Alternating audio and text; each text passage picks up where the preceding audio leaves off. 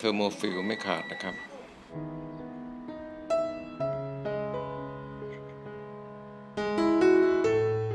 เช็คทรานซิสเตอร์วัดค่าโอห์มของขาทรานซิสเตอร์แต่ละคู่นะครับ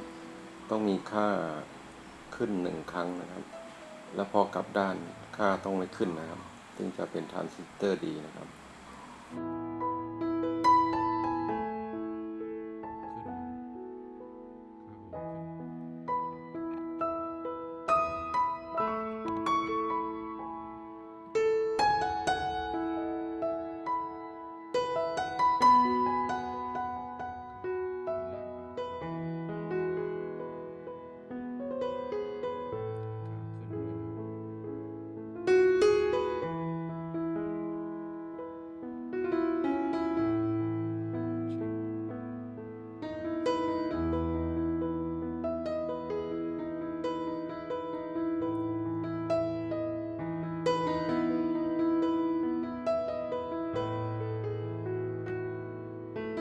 ตัวนี้ทรานซิสเตอร์เสียนะครับ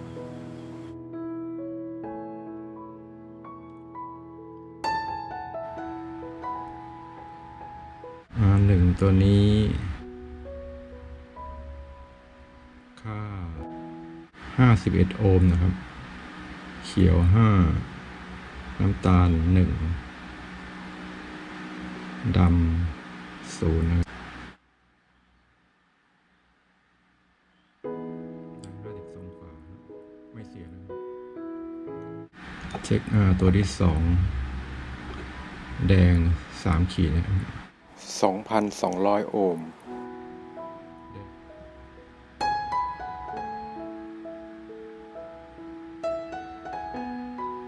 2เสียนะครับ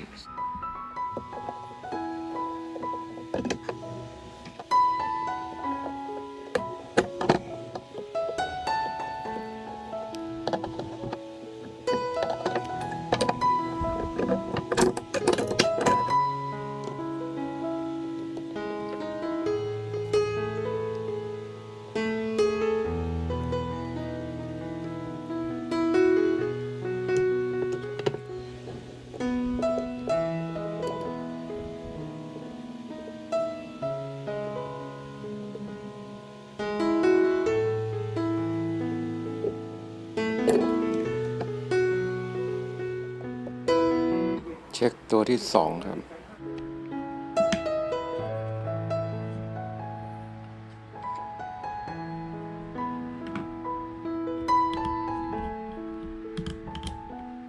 ดูว่าขาดหรือเปล่าของเทอร์โมฟิลนะตรวจสอบ continuity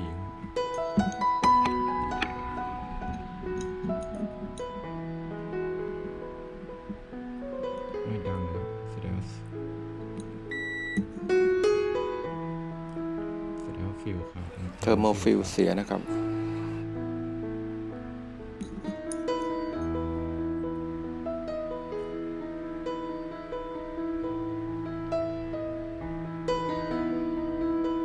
น้ำตาล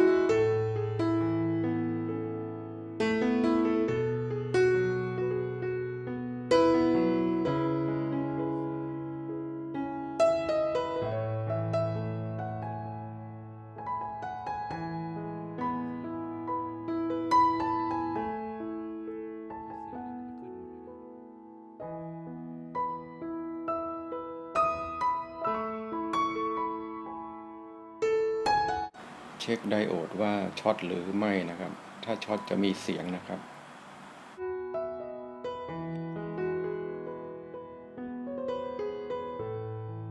ตัวนี้ไดโอดดีนะครับตัวที่2นี่เทอร์โมฟิลเสียนะครับจะเปลี่ยนเทอร์โมฟิลให้ดูนะครับ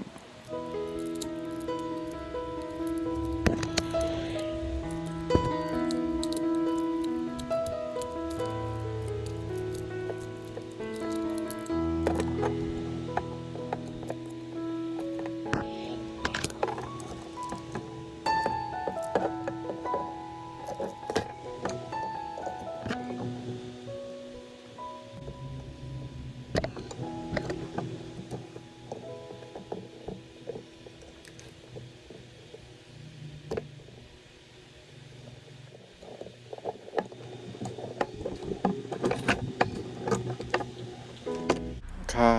เทอร์โมฟิล150องศา C 2 แอมป์250 โวลต์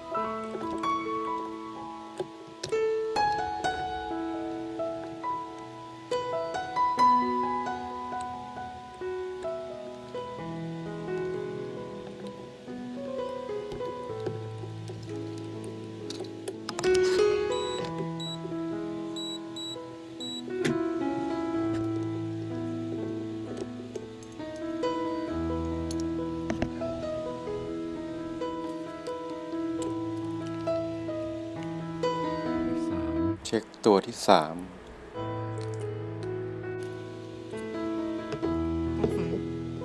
มิตี้ความต่อเนื่องฟิวขาดหรือเปล่า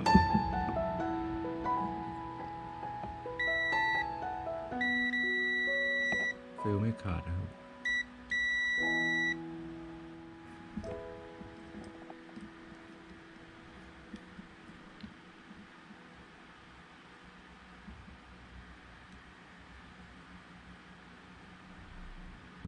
ขา1กับขา3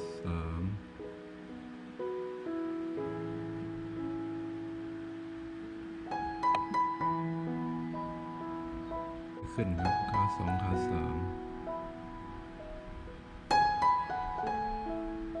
ไม่ขึ้นครับขึ้น1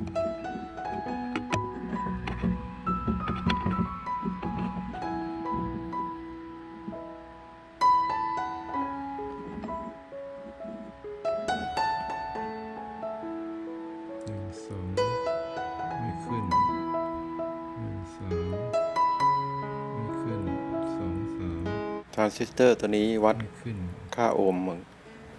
กลับไปกลับมานี่ค่าไม่ขึ้นเลยนะครับแสดงว่าทรานซิสเตอร์ขาดเช็คตัวที่4เทอร์โมฟิลขาด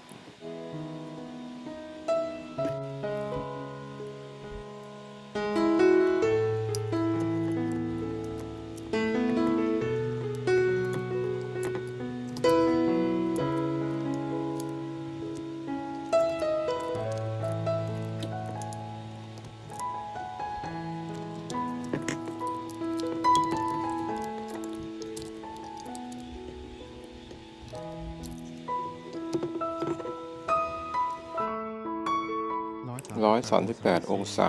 4 2 แอมป์ 250 โวลต์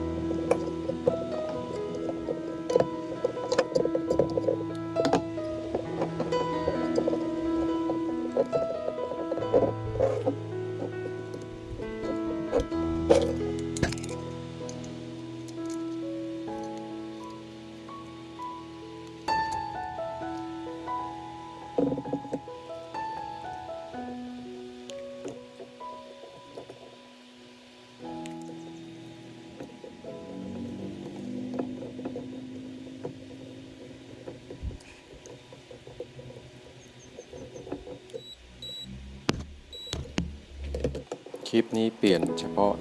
เทอร์โมฟิลให้ดูก่อนนะครับ เพราะว่ายังหาทรานซิสเตอร์มาเปลี่ยนไม่ได้นะครับ